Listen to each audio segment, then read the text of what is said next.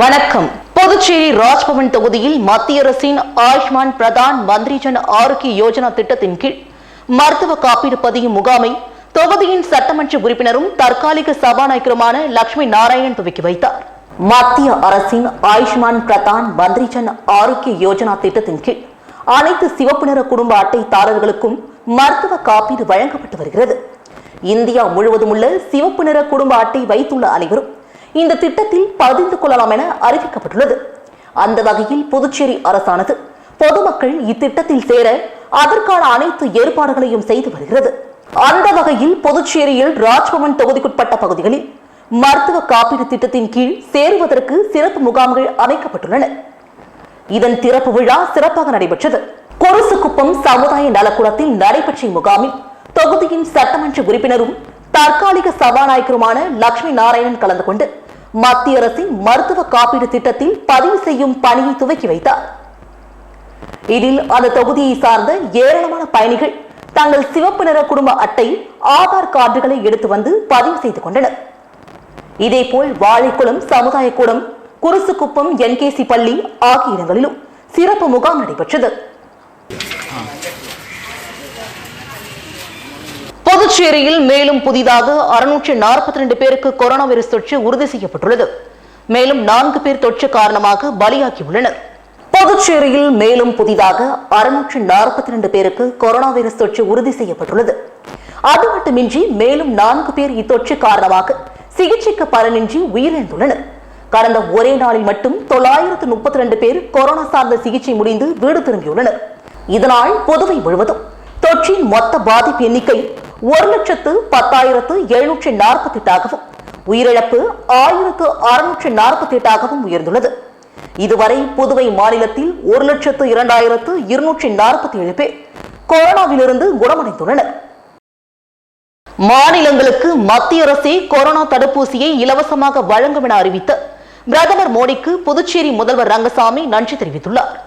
இது குறித்து புதுச்சேரி முதலமைச்சர் அலுவலகம் வெளியிட்டுள்ள செய்திக்குறிப்பில், நமது பாரத பிரதமர் கடந்த 7/6/2021 அன்று நாட்டு மக்களுக்கு ஆற்றிய உரையில் மத்திய அரசே புதுச்சேரி மாநிலத்திலும் 18 வயது கடந்தவர்களுக்கு கொரோனா தொற்று பரவலை கட்டுப்படுத்த தடுப்பூசி இலவசமாக வழங்கும் என்றும் வரும் நவம்பர் மாதம் வரை இலவச உணவுப் பொருட்கள் வழங்கப்படும் என்று கூறியுள்ளதற்கு எனது மனமார்ந்த நன்றியை புதுச்சேரி மாநில மக்களின் சார்பில் தெரிவித்துக் கொள்கிறேன். பொதுமக்கள் இந்த வாய்ப்பை சரியாக பயன்படுத்திக் கொண்டு அனைவரும் தடுப்பூசி போட்டுக்கொண்டு கொரோனாவை முழுவதுமாக வேட்ட கேட்டுக் கொள்ளப்படுகிறார்கள். இவ்வாறு புதுவை மாநில முதல்வர் அறிக்கையில் தெரிவிக்கப்பட்டுள்ளது. புதுச்சேரி மாநகர பகுதியில் அமைந்துள்ள மத்திய வருமான வரித்துறை அலுவலகம் அருகில் நடந்த குண்டுவெடிப்பு சம்பவம் பெரும் பதட்டத்தை உருவாக்கியிருக்கிறது. புதுச்சேரி திருவள்ளுவர் நகர் டிவி நகர் என அழைக்கப்பட்டு வருகிறது. ஆனந்தா இன் ஓட்டல் பின்புறம் இந்த நகர் அமைந்துள்ளது. இந்நிலையில் இந்த பகுதியில் டிவி நகர் பகுதி வாலிபர்களுக்கும் சின்னையாபுரம் வாலிபர்களுக்கும் இடையே கடும் மோதல் ஏற்பட்டுள்ளது. இந்த சூழலில் சின்னையாபுரம் வாலிபர்கள் தப்பி ஓடும்போது அப்பகுதி பொதுமக்களை மிரட்டும் வகையில் நாட்டு வெடிகுண்டுகளை வீசிவிட்டு சென்றுள்ளனர். இதனால் டிவி நகரில் பெரும் பதட்டம் ஏற்பட்டது. தொடர்ந்து கிழக்கு நகர காவல் கண்காணிப்பாளர் ரக்ஷனா சிங் மற்றும் முத்தியால்பேட்டை போலீசார் சம்பவ இடத்திற்கு விரைந்து வந்து தீவிர விசாரணை நடத்தினர். இந்த சம்பவத்தில் 2 பேர் படுகாயம் அடைந்து அரசு பொது மருத்துவமனையில் சிகிச்சை பெற்றனர். புதுச்சேரி நெட்டப்பாக்கத்தில் பிரதமரின் காப்பீட்டு திட்டத்தை சட்டமன்ற உறுப்பினர் ராஜவேலு துவக்கி வைத்தார். புதுவை மாநிலம் நெட்டப்பாக்கம் சட்டமன்ற தொகுதியில் முதல்வரின் ஆலோசனையின்படி வறுமை கோட்டிற்கு கீழ் வாழும் அனைத்து மக்களும் பயன்பெறும் வகையில் பிரதமரின் காப்பீட்டு திட்டமான ஆயுஷ்மான் பாரத் பிரதான் மந்திரி ஜன் ஆரோக்கிய யோஜனா திட்டத்தை சட்டமன்ற உறுப்பினர் ராஜவேலு துவக்கி வைத்தார். இத்திட்டத்தில் இப்பகுதியை சார்ந்த சுமார் 2000க்கும் மேற்பட்டவர்கள் பயனடைந்தனர். மேலும் இதனை அரசு அனைத்து மக்களுக்கும் செயல்படுத்தி இருக்கிறது. இவ்விழாவில் பாஜக கட்சியின் மாநில பொதுச் செயலாளர் மோகன்குமார் முன்னிலை வகித்தார். சுகாதாரத்துறையின் மருத்துவர் ஆனந்தலட்சுமி சிறப்பு அழைப்பாளராக இதில் கலந்து கொண்டார். மேலும் இவ்விழாவில் பாஜக கட்சியின் தொகுதி தலைவர் துரைசாமி, மகளிரணி நிர்வாகி தமிழ்ச்செல்வி மற்றும் NR காங்கிரஸ் கட்சி நிர்வாகிகள் சரவணன், சண்முகம், செங்கதீர், சிலம்பரசன் மற்றும் சுகாதாரத்துறை ஊழியர் தமிழ்வேல் உள்ளிட்டோர் கலந்து கொண்டனர். புதுச்சேரியில் முதல் தவணையாக 1500 ரூபாய் அனைத்து குடும்ப அட்டைதாரர்களுக்கும் மாநில அரசு செலுத்தியுள்ளது. புதுச்சேரி அரசு கொரோனா நிவாரண நிதியாக அனைத்து ரேஷன் அட்டைதாரர்களுக்கும் 3000 ரூபாய் நிவாரண நிதியாக வங்கி கணக்கில் செலுத்தப்படும் என கடந்த 26ஆம் தேதி அறிவித்திருந்தது. இந்நிலையில் அதன் ஒரு பகுதியாக ரூபாய் 1500 அனைத்து ரேஷன் அட்டைதாரர்களுக்கும் அவரவர் வங்கி கணக்கில் செலுத்தப்பட்டு உள்ளதாக புதுவை மாநில அரசு தெரிவித்துள்ளது. மேலும் அடுத்து ஓரிரு நாட்களில் மீதமுள்ள தவணை தொகையும் செலுத்தப்படும் எனவும் பொதுமக்கள் இதனை பயன்படுத்திக் கொள்ள வேண்டும் எனவும் புதுச்சேரி மாநில அரசு அறிவித்துள்ளது குறிப்பிடத்தக்கது. மாற்றுத்திறனாளிகள் தங்களது கிராமங்களிலேயே சிரமமின்றி தடுப்பூசி செலுத்திக் கொள்ள சிறப்பு ஏற்பாடு செய்யப்பட்டுள்ளதாக மாநில சுகாதாரத்துறை தெரிவித்துள்ளது. இது பற்றி புதுச்சேரி அரசின் சுகாதாரத்துறை செயலாளர் அருண் வெளியிட்டுள்ள செய்திக்குறிப்பில், புதுச்சேரி அரசு சுகாதாரத்துறை சார்பில் கொரோனா தடுப்பூசி 45 வயதிற்கும் மேற்பட்டவர்கள் அனைவருக்கும் அனைத்து ஆரம்ப சுகாதார நிலையங்களிலும் அரசு மருத்துவமனைகளிலும் போடப்பட்டு வருகிறது. 18 முதல் 44 வயதிற்குட்பட்டவர்களுக்கு தேர்ந்தெடுக்கப்பட்ட மையங்களில் இணைய வழி மூலம் முன்பதிவு செய்து தடுப்பூசி போடப்பட்டு வருகிறது. 100% தடுப்பூசி போட்ட மாநிலமாக புதுச்சேரியை மாற்ற வேண்டும் என்ற இலக்கை நோக்கி சுகாதாரத்துறை துரிதமாக செயல்பட்டு வருகிறது. அனைத்து கிராமங்களிலும் கொரோனா சிறப்பு தடுப்பூசி மையம் அமைத்து பொதுமக்களுக்கு தடுப்பூசி செலுத்தி வருகிறது. இதன் மூலம் மாற்றுத்திறனாளிகள் அவர்கள் கிராமத்திலே அதிக சிரமமின்றி எளிய வகையில் தடுப்பூசி போட்டுக் கொள்ளலாம். மாற்றுத்திறனாளிகள் தங்களின் மாற்றுத்திறனாளி அடையாள அட்டையும் கொண்டு பதிவு செய்து கொள்ளலாம். மேலும் விவரங்களுக்கு தங்கள் கிராமத்தின் அருகில் உள்ள ஆரம்ப சுகாதார நிலையத்தை அணுகலாம். இவ்வாறு புதுச்சேரி சுகாதாரத்துறை செயலாளர் டாக்டர் அருண் தனது அறிக்கையில் தெரிவித்துள்ளார்.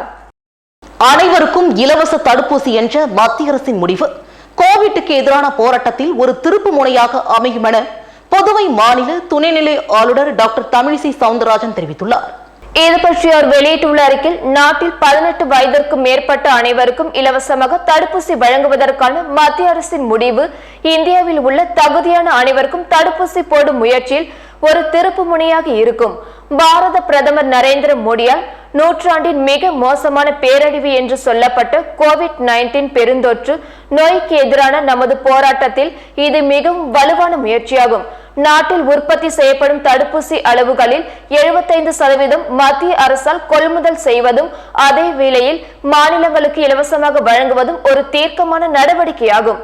இது நாட்டில் தடுப்பூசி செலுத்துவதை ஒழுங்குபடுத்தவும் விரைவுபடுத்தவும் வாய்ப்பாக அமையும். நாடு முழுவதும் சர்வதேச யோகா தின கொண்டாட்டங்களுடன் இணைந்து 18 வயதிற்கு மேற்பட்ட அனைவருக்கும் இலவச தடுப்பூசி செலுத்தும் பணி ஜூன் 21 முதல் தொடங்கும். இந்த செயல்பாட்டில் தடுப்பூசிகளை தயாரிப்பாளர்களிடம் இருந்து வாங்குவதற்கு மாநிலங்கள் ₹1 கூட ஏற்க வேண்டியதில்லை. மிகப்பெரிய மக்கள் தொகைக்கு தடுப்பூசி போடுவதில் உள்ள அச்சம் நீங்கி பிரதமரின் தொலைநோக்கு பார்வை கொண்ட தலைமையின் கீழ் நாட்டில் உள்ள தகுதியுடைய அனைவருக்கும் தடுப்பூசி போடுவதற்கு நாடு விரைவாக முன்னோக்கி செல்கிறது. பாரத பிரதமரின் கரீப் கல்யாண் அண்ணா யோஜனா திட்டம் பசியிலிருந்து கோடிக்கணக்கானவர்களை காப்பாற்றுகிறது.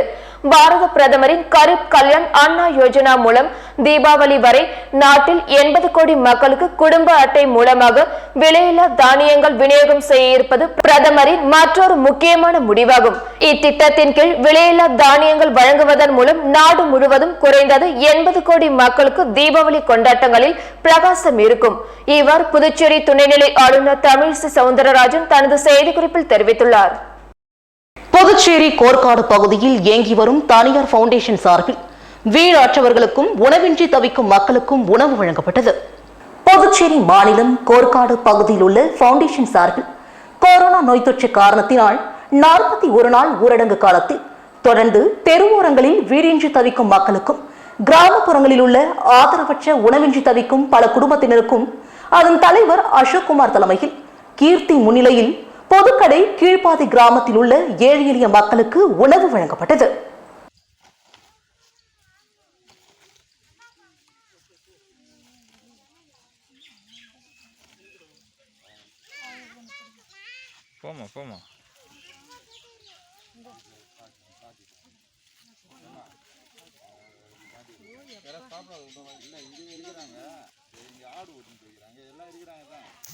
அவசரமாக வெளிநாடு செல்ல இருப்போருக்கு 28 நாள் இடைவெளியில் தடுப்பூசி போட்டுக்கொள்ள மத்திய அரசு சிறப்பு அனுமதி வழங்கியுள்ளதாக புதுவை மாநில அரசு தெரிவித்துள்ளது. இது பற்றி புதுச்சேரி அரசின் சுகாதாரத்துறை வெளியிட்டுள்ள அறிக்கையில், புதுச்சேரி அரசு சுகாதாரத்துறை சார்பில் கொரோனா தடுப்பூசி 45 வயதிற்கு மேற்பட்டவர்கள் அனைவருக்கும் அனைத்து ஆரம்ப சுகாதார நிலையங்களிலும் அரசு மருத்துவமனைகளிலும் போடப்பட்டு வருகிறது. 18 முதல் 44 வயதிற்குட்பட்டவர்களுக்கு தேர்ந்தெடுக்கப்பட்ட மையங்களில் இணைய வழி மூலம் முன்பதிவு செய்து தடுப்பூசி போடப்பட்டு வருகிறது.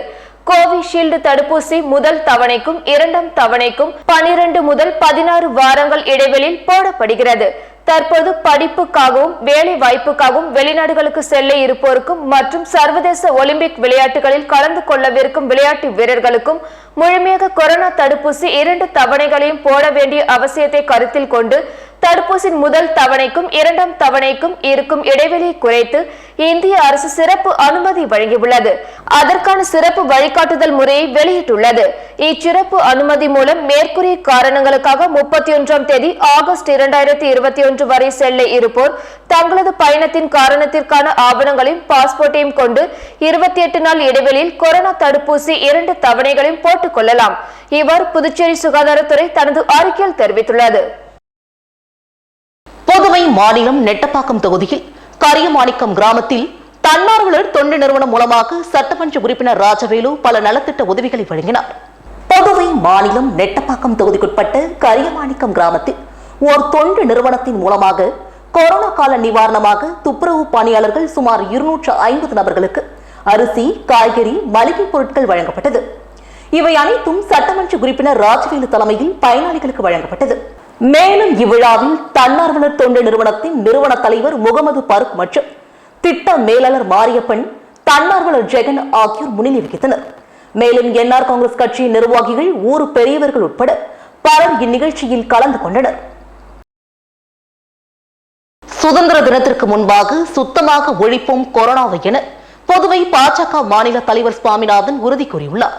இது பற்றி அவர் வெளியிட்டுள்ள அறிக்கையில் உள்நாட்டு உற்பத்தியில் ஆக்சிஜன் உற்பத்தி அளவு மிக குறைந்த நாட்களில் 10 மடங்காக உயர்த்தப்பட்டது குறித்து பிரதமர் சுட்டிக்காட்டியிருந்தார். வரும் தீபாவளி பண்டிகை வரை நாட்டு மக்கள் அனைவருக்கும் இலவசமாக உணவுப் பொருட்கள் ரேஷனில் வழங்கப்படும் என்ற அறிவிப்பையும் பிரதமர் வெளியிட்டிருந்தார்.